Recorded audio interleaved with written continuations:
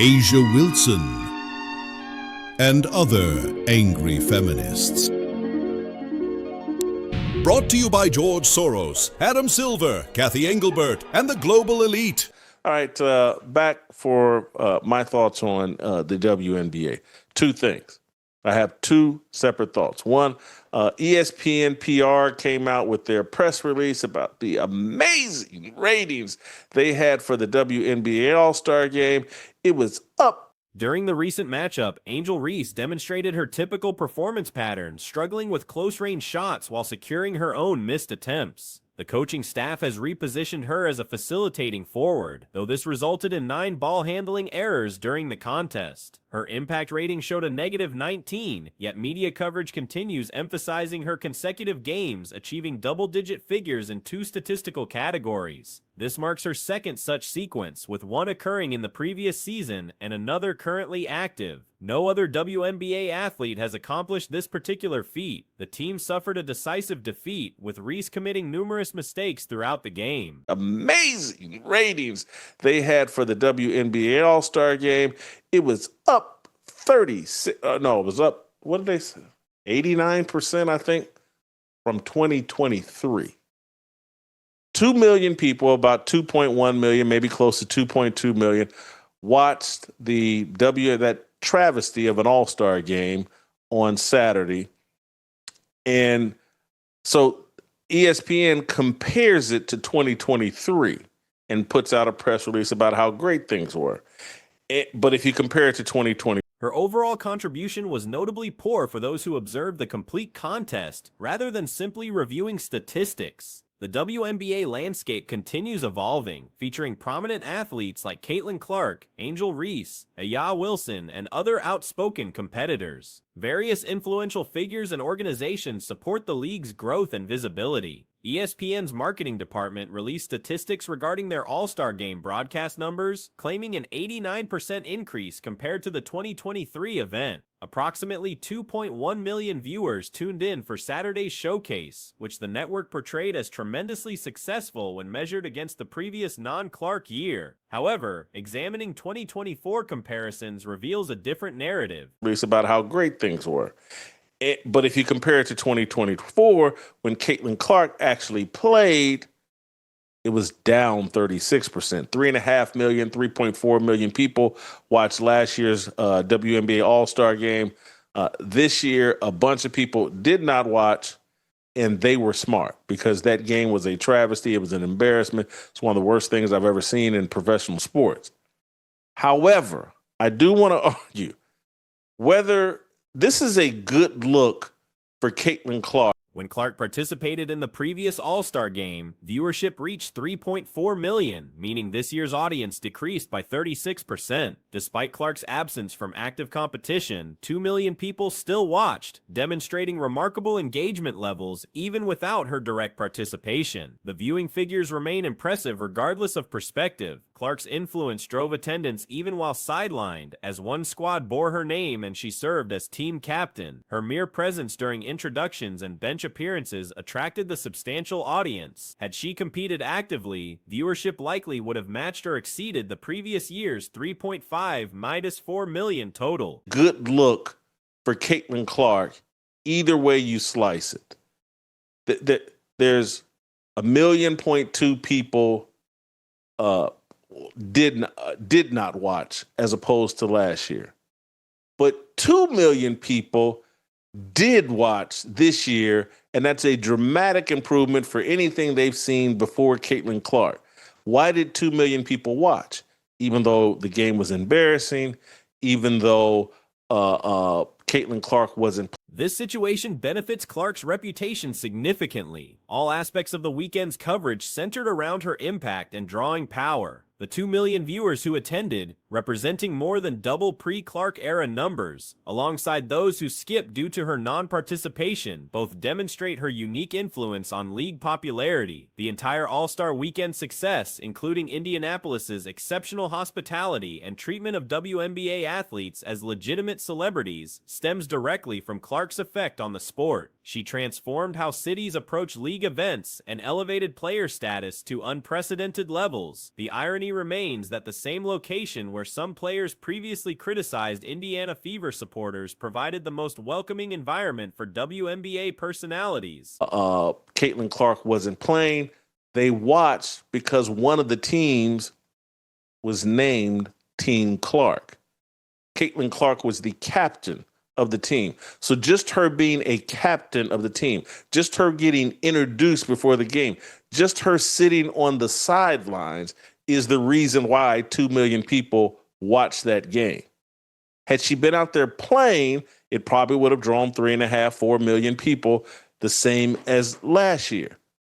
The persistent focus on Angel Reese's double-digit statistical achievements has become increasingly tiresome. Modern sports consumption has shifted toward box score analysis rather than actual game observation, reducing complex performances to simple numerical summaries. Reese maintains her reputation as the consecutive double-double record holder despite her team's significant defeat against Minnesota. Minnesota dominated the contest from start to finish, with Reese's 11 points and 11 rebounds proving meaningless in the context of the lopsided outcome. Her performance continued familiar patterns of missing close shots before collecting her own rebounds. Last year, this is an awesome look for Caitlin Clark.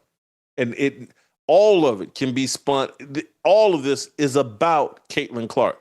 The 2 million viewers that did show up, the fact that that's more than twice as many people that watched pre-Caitlin Clark in the WNBA, and the fact that there was a diminished crowd because Caitlin Clark did not play.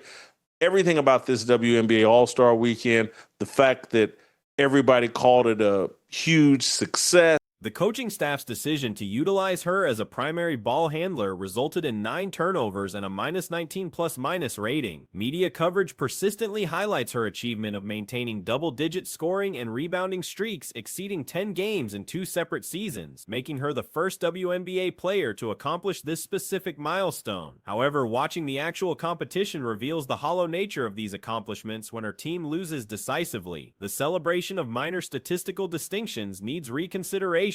While Reese demonstrates genuine rebounding ability and has shown improvement in certain areas, including a respectable 4 of 8 shooting performance in the recent game, her missed layups received disproportionate attention. The fact that everybody called it a huge success and how Indianapolis rolled out the red carpet, all of it is a credit to Caitlin Clark. She did that. She made that happen. She made a city bend over backwards and treat WNBA stars like they're legitimate stars.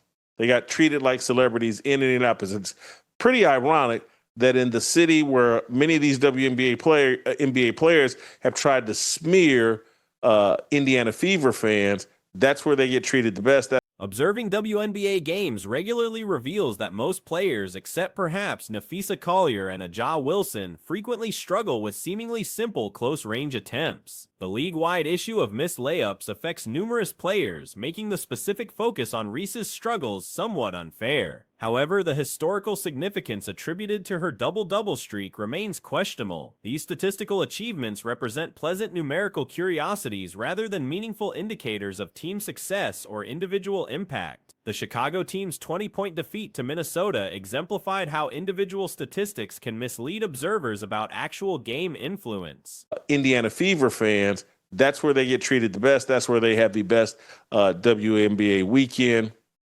Anyway, so put a pin in that. That's my thoughts on the ratings from the WNBA All-Star Game. Now I want to fast forward to last night. And just probably a bit more of a negative take, but I just got to keep it real. I am so tired of hearing about Angel Reese and her double-doubles. And many of you... Minnesota controlled virtually every aspect of the contest, with Reese contributing minimally to her team's competitive efforts. Her ability to reach double-digit points came largely through fourth-quarter participation when the outcome was already determined and her team trailed by substantial margins. The tendency to celebrate statistical milestones without considering context diminishes meaningful basketball analysis. Reese's consecutive double-double achievements, while numerically impressive, failed to translate into team victories or competitive advantages. The Chicago team's poor performance during her streak demonstrates the limited value of individual statistical accomplishments when divorced from winning basketball. Azam, As Lowe once said about Luka Doncic, I don't care if he was smoking crack. If he was doing what he was doing, you don't trade him. I don't care what Kennedy Carter did. I don't care if Kennedy Carter smashed a chair in the locker room. I don't care if a random player that is not as good as Kennedy Carter doesn't like Kennedy Carter. Because there was at least a level of effort there. Kennedy Carter willed them to wins.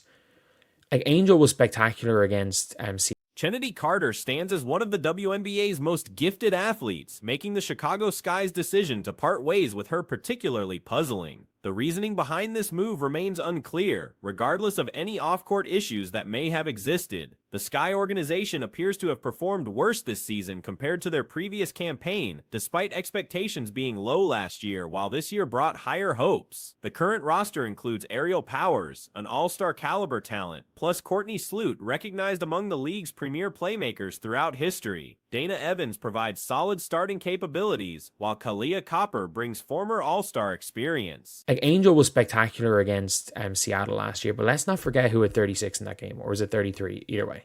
Let's not forget, they beat the Aces. Let's not forget who literally willed them by herself to a win against the Aces.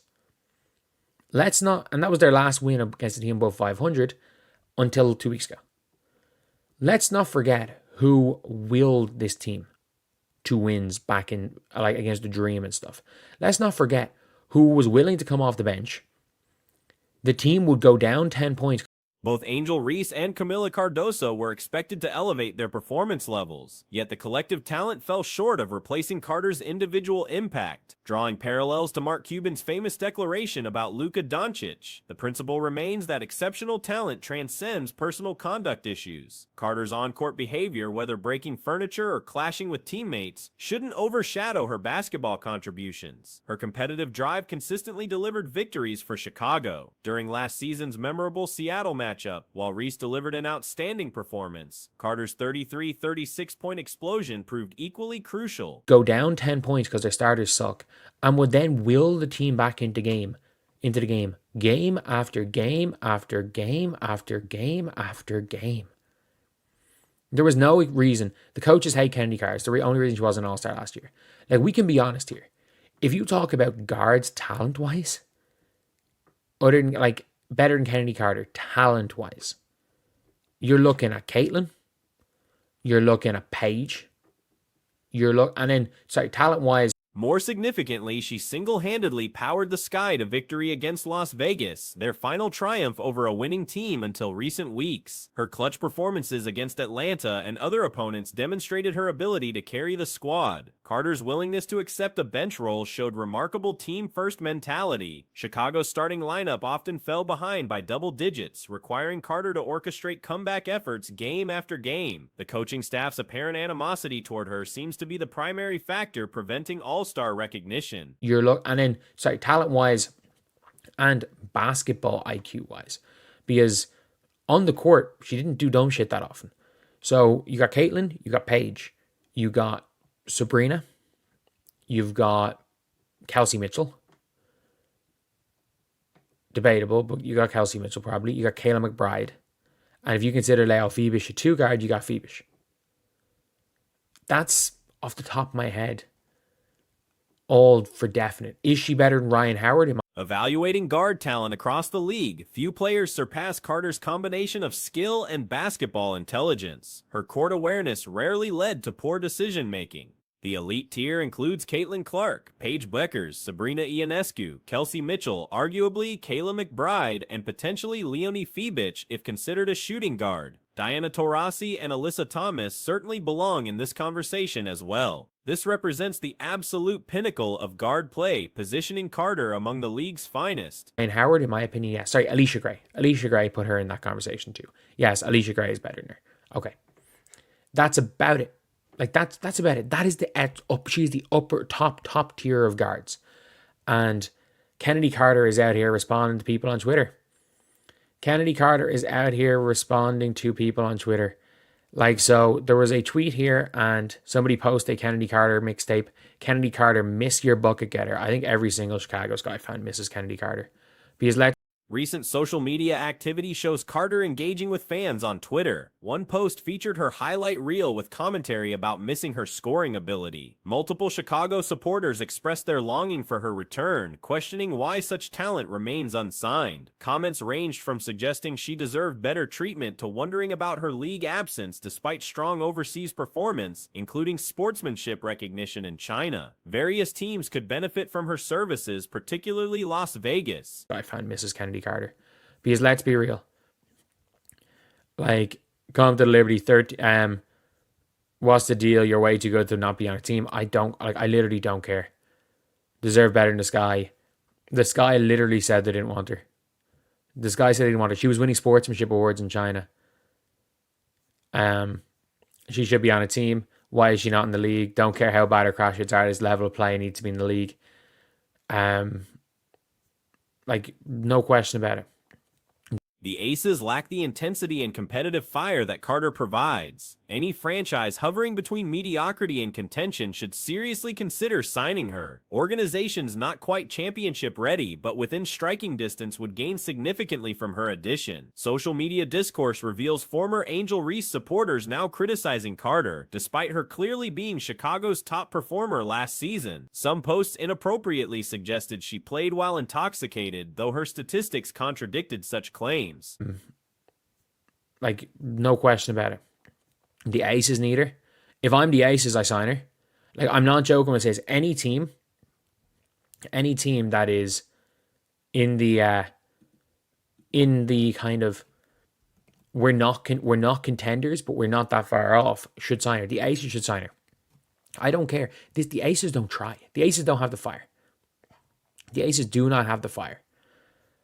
However, like, she absolutely. Starting roughly half the season and coming off the bench otherwise, Carter recorded only 4 single-digit scoring games while maintaining elite production throughout. Marina Mabre's departure reportedly stemmed from Carter-related issues, though Mabre had requested a trade before the season began. Even accepting this premise, Carter's superior talent made the choice obvious. The organization chose mediocrity over excellence. Carter's social media responses to critics seem justified given the circumstances. Absolutely would help that team. She would help that team. And it's so funny seeing on Twitter the old Angel Reese fans turning on Kennedy Carter because, you know, let's be real. Kennedy Carter was their best player last year. It is absolutely crazy. You've got people implying. One fan comment suggested her league absence reflected poorly on her character, questioning what it meant when struggling teams wouldn't consider her services. The WNBA's treatment of talented players raises broader concerns. The league previously undervalued players like Courtney Williams and Janelle Sato for extended periods while tolerating problematic behavior from less talented but established players. This double standard highlights systemic issues within the organization. Currently, Carter likely earns 7 figures playing internationally, making her potentially the second highest paid American player overseas this season.